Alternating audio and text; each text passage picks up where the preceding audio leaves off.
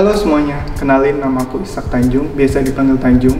Dulu aku lulusan Universitas Diponegoro, angkatan tahun 2013. Dan sekarang aku bekerja di sebuah IT consulting company yang bernama Accenture Indonesia dan memegang role sebagai Application Development Analyst. Sebagai Application Development Analyst, aku bertugas untuk mengimplementasikan teknologi yang dibutuhkan oleh klien dan juga menyelesaikan problem yang klien butuhkan berawal dari analisis, desain, kemudian development, dan juga maintenance sistem tersebut.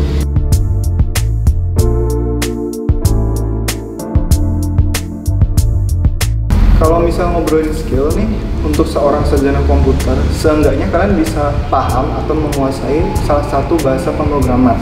Misal kalian paham dan bisa Java programming. Nah, ketika kalian bisa atau paham untuk Java programming, kedepannya akan lebih mudah untuk menentukan role yang kalian inginkan di dunia pekerjaan nanti. Seperti contoh, mobile developer, backend engineer, ataupun Java architect. Kemudian, kalau ternyata aku nggak expert di technical coding nih, nah kalian bisa mengambil teorinya secara mendalam. Seperti contoh, pada waktu kita kuliah di semester 3 atau 5 gitu, aku lupa, kita ada mata kuliah yang bernama rekayasa perangkat lunak kan. Nah, di situ kita juga diajarin software development lifecycle, di mana kita bisa memilih metodologi untuk pengembangan sistem di suatu proyek atau perusahaan. Ketika kalian mampu mendalami teori tersebut, nantinya waktu kalian bekerja nanti, kalian dapat berkomunikasi dengan tim teknikal, dan itu merupakan poin yang bagus untuk kalian, di mana kalian bisa mentransform dari desain, kemudian dilanjutkan dengan implementasi dengan teknikal. Di era sekarang ini, banyak perusahaan IT yang menggunakan agile metodologi untuk mengembangkan sistem mereka. Lalu kalian juga harus bisa mengetahui tools-tools seperti apa yang digunakan di dunia IT untuk sekarang ini. Nah, kalau tools sih tergantung job role kalian apa, dan juga kalian bisa explore tool tersebut di internet banyak kok. Nah, sebagai contoh, untuk project management system biasa digunakan Jira. Kemudian database management system biasanya menggunakan Microsoft SQL Server, dan juga untuk quality assurance engineer biasanya menggunakan Selenium. Nah, selanjutnya kalian juga harus bisa mengikuti tren teknologi yang menjadi topik hangat pada saat ini. Pada dasarnya kan teknologi itu berkembang kan ya. Nah, kalian juga harus bisa mengikuti tren teknologi tersebut yang sedang marak atau sedang menjadi topik hangat di Indonesia maupun di mancanegara. Nah, seperti sekarang ini kita sudah memasuki era industri 4.0. Nah, di mana industri sudah mulai berpindah ke digital industry, di mana peran sarjana komputer di sini sangat dibutuhkan. Nah, pada praktiknya di era industri 4.0 ini, banyak sekali teknologi yang sudah menggunakan augmented reality, kemudian ada cloud computing, kemudian ada robotics, dan juga pengembangan di Internet of Things atau IoT. Nah, dengan kalian sudah memiliki wawasan di mana teknologi di era industri 4.0 ini begitu banyak, kalian nanti bisa memilih salah satu dari bidang tersebut atau dari teknologi tersebut yang mana menjadi bekal kalian untuk tekuni di dunia kerja nanti. Nah, ini juga gak kalah pentingnya, kalian juga harus belajar bahasa Inggris, di mana sistem yang kita kerjakan itu kan udah pakai bahasa Inggris nih. Nah, kalian juga harus mampu untuk mengerti bahasa yang dipakai sistem tersebut, which is bahasa Inggris. Untuk yang selanjutnya, mungkin aku akan membahas soft skill ya.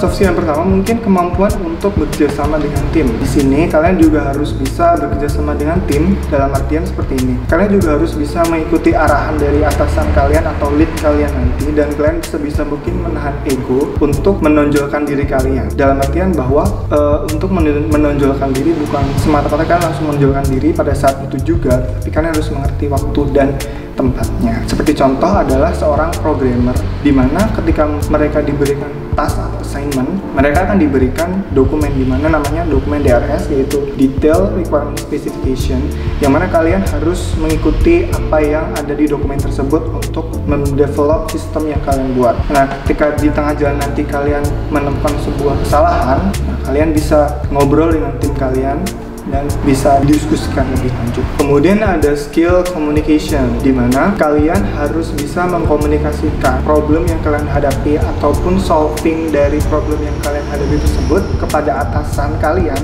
atau partner tim kerja kalian. Ketika kalian bisa mengkomunikasikan hal tersebut, di sini merupakan nilai plus untuk kalian. Skill selanjutnya yaitu adalah problem solving. Nah, kalian harus mampu mengatasi masalah kalian, dan juga kalian harus mampu mengenali problem kalian, dan kalian harus mampu mengatasinya dengan baik.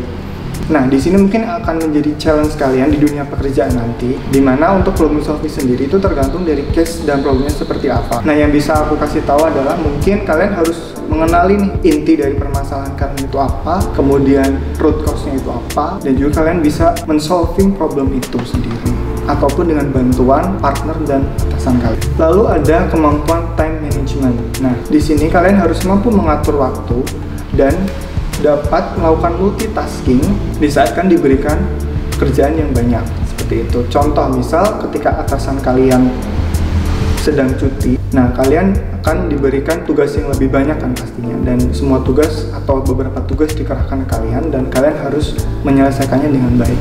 Nah, kemampuan untuk multitasking di sini juga sangat diperlukan nanti. Nah, yang gak kalah pentingnya adalah stress management. Nah, di sini kalian harus mampu mengenali kapasitas otak dan pikiran kalian ketika diberikan pekerjaan yang banyak dan tergolong sulit.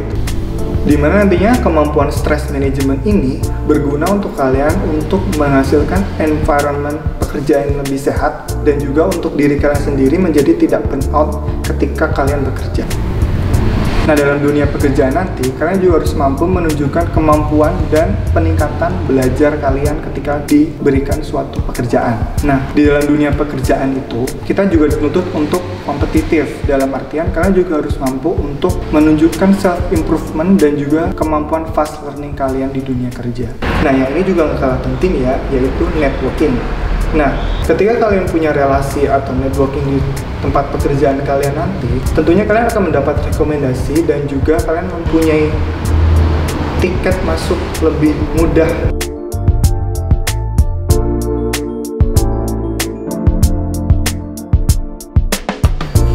Untuk materi yang belum didapat di kampus, sebenarnya sih selama di perkuliahan kita sudah mendapatkan banyak bekal ya dari materi-materi tersebut untuk seorang sarjana komputer, di mana nantinya di dunia pekerjaan nanti juga menyesuaikan dengan job desk atau job role yang ada di company tersebut. Nah, sehingga pengaplikasiannya juga berbeda-beda karena kita juga punya banyak job role dan juga tanggung jawab masing-masing di company tersebut. Kalau boleh aku bilang sih, pada saat perkuliahan itu, kuliah itu adalah untuk membentuk pola dan dasar berpikir kita dan juga memberikan wawasan kepada seorang sarjana komputer, di mana nantinya harapannya bisa menentukan bidang yang cocok dengan kita.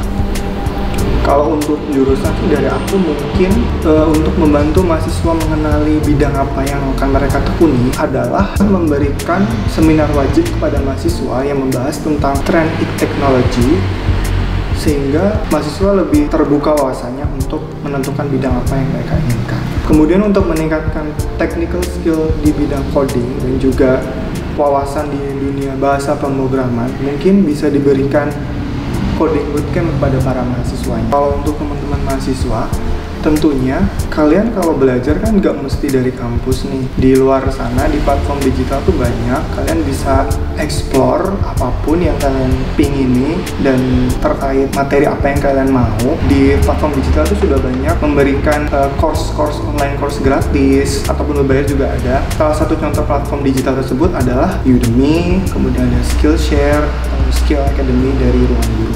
Nah, kalau kalian mau, kalian bisa ikut internship atau program magang di sebuah company. Lalu, kalian juga pasti punya sosial media kan, tentunya. Anak IT masa nggak punya sosial media kan, nggak mungkin dong. Nah, sosial media ini juga berperan penuh dalam wawasan dan juga ilmu kalian di bidang IT. Di antaranya kalian bisa follow Check in Asia, lalu ada TechCrunch dan juga ada TechRadar. Kalian bisa follow itu semua untuk mendapatkan info-info terbaru dari seputar dunia IT dan teknologi.